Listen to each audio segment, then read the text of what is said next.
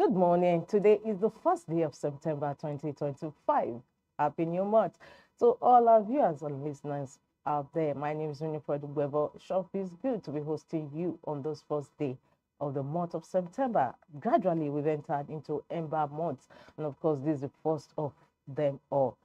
Without wasting much time, let's go to our menu and see what leadership has in store this Monday. And of course, we also have a sister publication on our menu, National Economy. But let's go to Leadership newspaper this Monday for September 2025.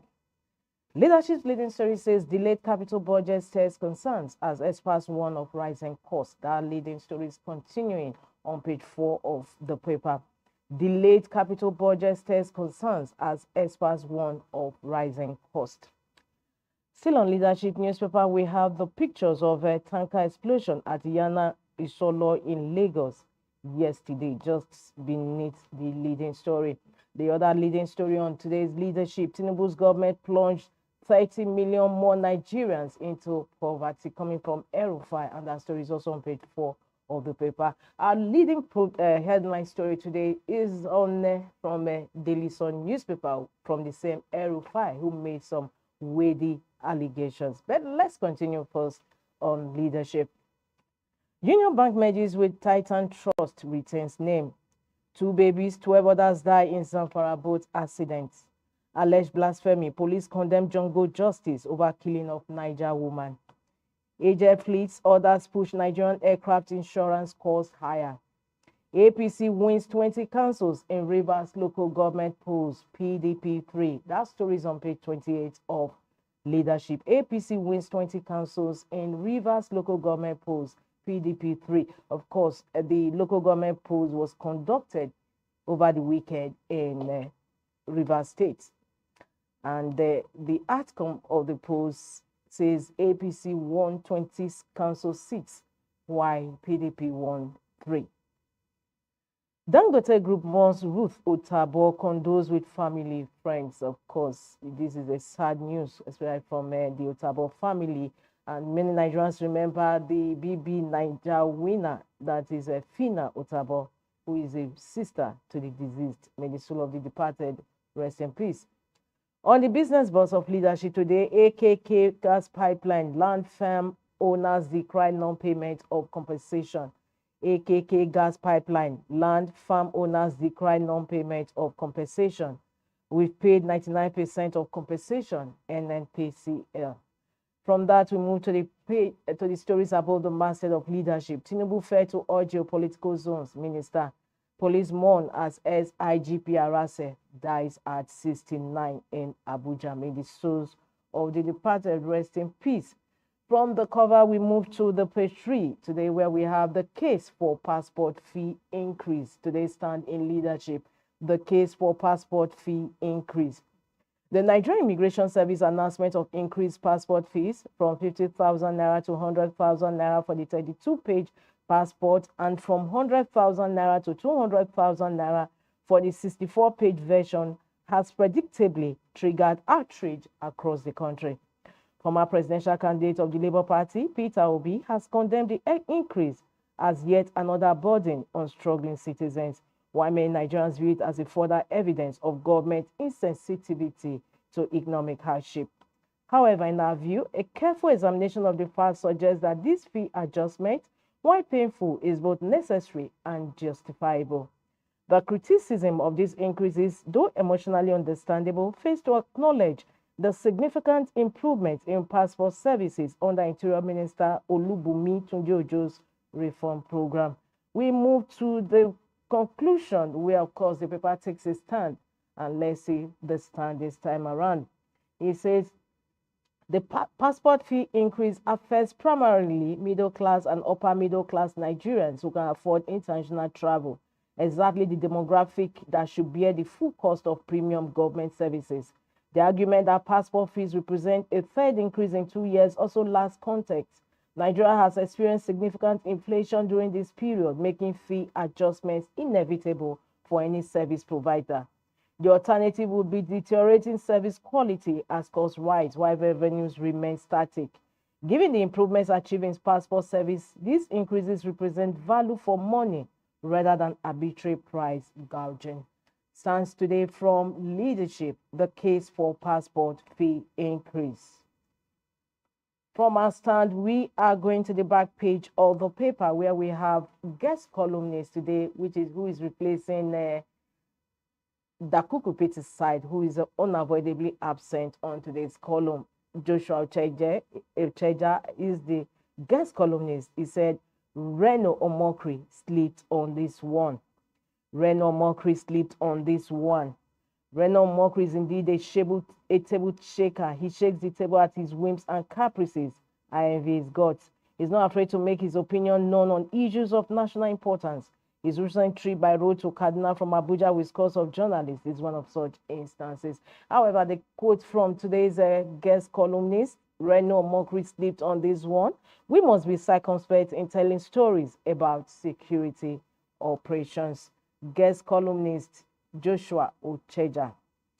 Before we leave the back page, let's visit Ghana Must Go. On the news, Indonesian lawmakers agreed to forgo PEG's allowances. And Ghana Must Go said, you said? This is a question you have to ask because this is an abnormality in the, so to speak, in Nigerian, with Nigerian lawmakers. That concludes the review of Leadership newspaper this Monday. For more, log into www.leadership.ng. We move ahead to the next paper we have on our lineup, and that is Daily Sun newspaper. Daily Sun's leading story says government empowering bandits coming from Rufai. These are weighty allegations, like I mentioned earlier. Rufai accuses Kaduna government of paying bandits 1 billion naira. Claims Tinubu won't win re-election in 2027. The story continues on page 6 of Daily Sun newspaper. Let's take some excerpts from that leading story.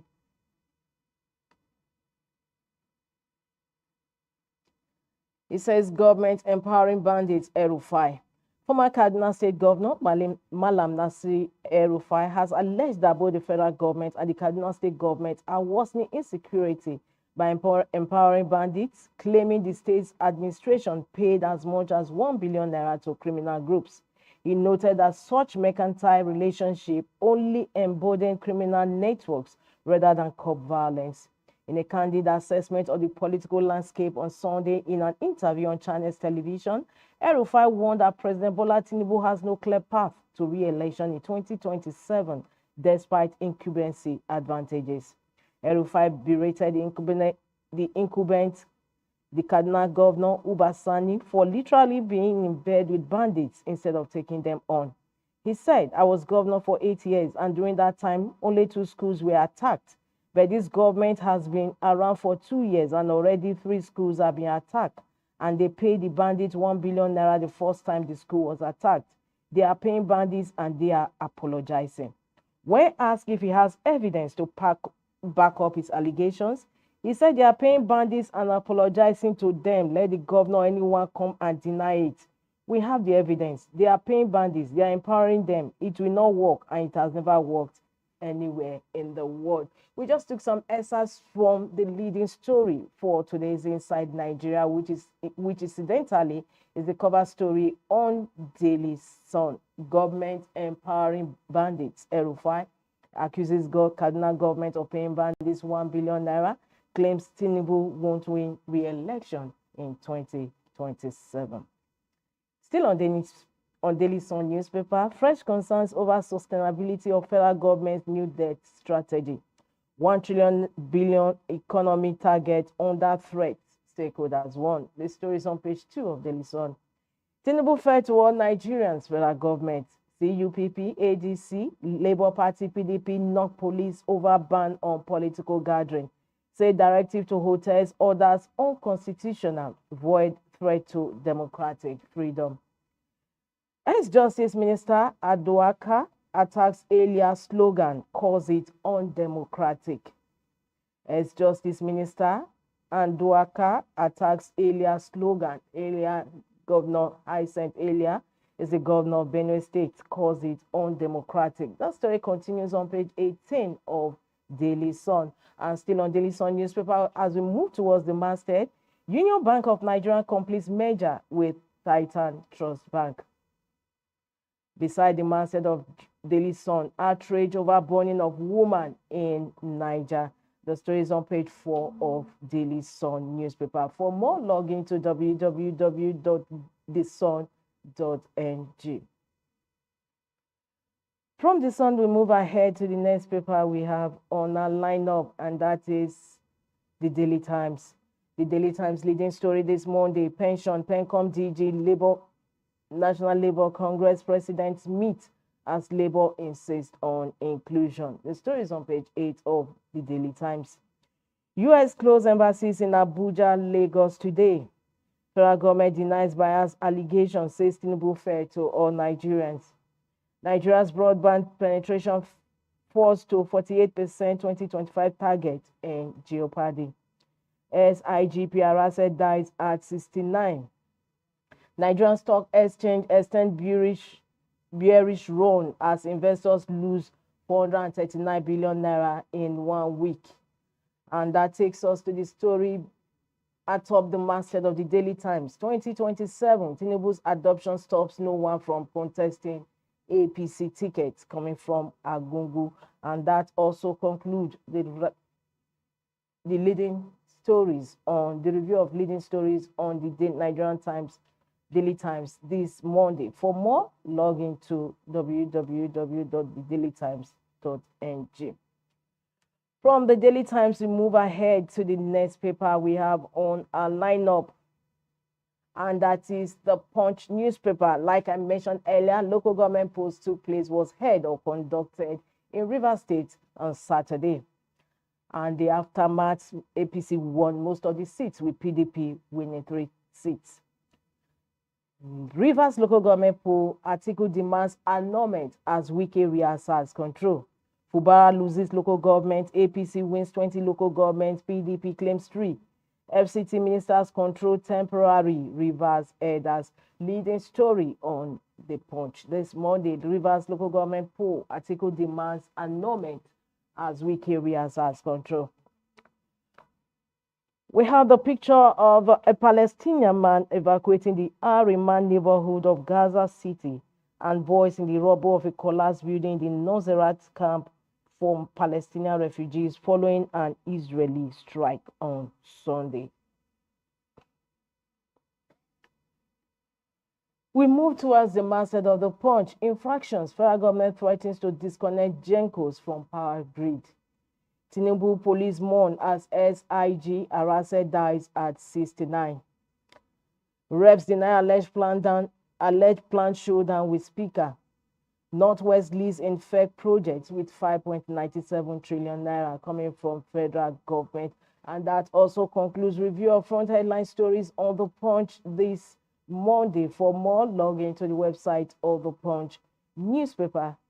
We move on ahead to the next paper we have on our lineup, and that is Vanguard. Vanguard's leading story says petrol consumption down 28%. IPMA groans. Operators recount ordeal list causes. Pump handles idle at stations. It's trying time for us marketers. Frequent price changes unhealthy for sector. Expert warns. We have illustration beneath the leading story. Petrol consumption down 28%. IPMA groans. We have June 2020, we have consumption of 67.47 million. And we have June 2021, which was the peak period of 82.33 million. June 2022, we have 82.15 million. June 2023, 68.25 million. June 2024, 59.76 million. While June 2025, we had the lowest consumption since 2020. We had 49.38 million liters. 2027, Keyamo wants PDP against feeding Jonathan Obi. You can't decide our candidate, PDP replies minister. Wage increase, NECA, NLC urge states to emulate Imo, Ebonyi. No sabotage in Abuja Kaduna train derailment, federal government. Rivers local government polls, APC sweeps 20 councils, PDP 3, Wike Hayes exercise, Atiku rejects results. And sports, 2026 FIFA World Cup qualifier, Rwanda's Amavubi storm Nigeria tomorrow.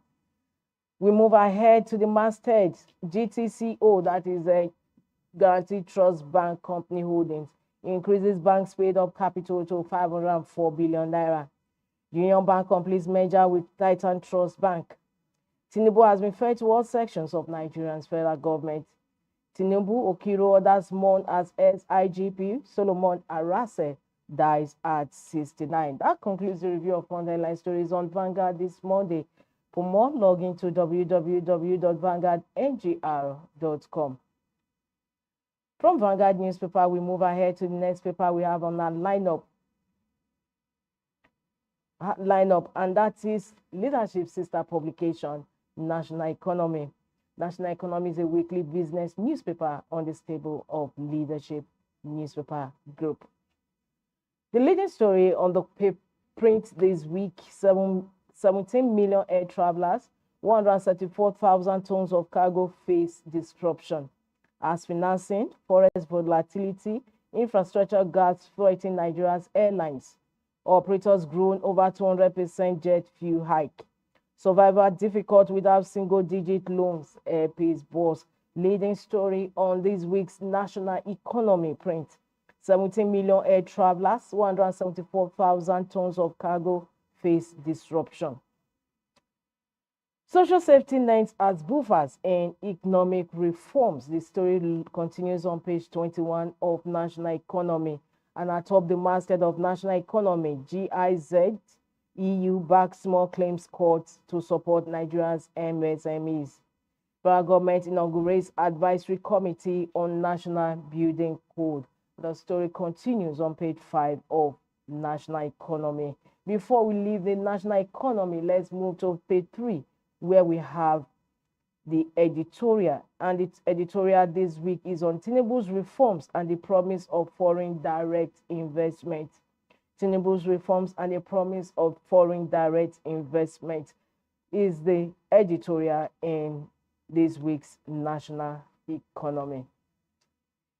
Well, viewers, is on that note, we conclude review of front headline stories on some select newspapers on our segment of the program, Newspaper Review on Leadership Television. Don't forget to log into the website of the papers and, of course, to Leadership newspaper, www.leadership.ng for more stories. My name is Rufai. I look forward to seeing you same time, same station tomorrow for another fresh edition of the program. Don't also forget to join us on this station for news on the hour. Thanks for joining us.